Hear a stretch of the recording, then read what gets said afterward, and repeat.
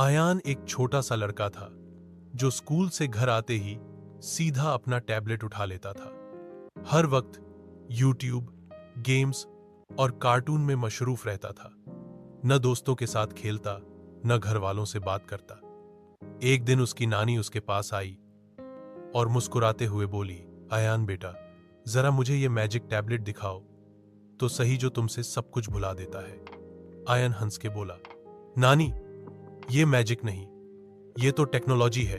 नानी ने प्यार से कहा, चलो आज एक गेम रियल जिंदगी का खेलते हैं। अगर तुम एक दिन टैबलेट के बगैर गुजारो तो मैं तुम्हें एक असली जादू दिखाऊंगी। अयान ने चैलेंज मान लिया। अगला दिन अयान ने टैबलेट नहीं उठाया। वो बाहर गया, दोस्तों के साथ क्रिकेट खेली, माँ के साथ किचन में कुकीज बनाई और नानी से कहानियां सुनी। उस दिन उसे इतनी मजा आई जितनी कभी किसी स्क्रीन पे नहीं आई थी।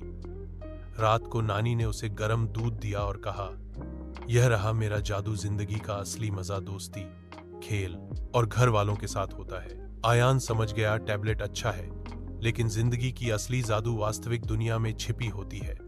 सीख, प्रौद्योगिकी का इस्तेमाल अच्छा है, लेकिन वक्त पर अपने प्यारों के साथ वक्त गुजारना सबसे ज्यादा जरूरी है।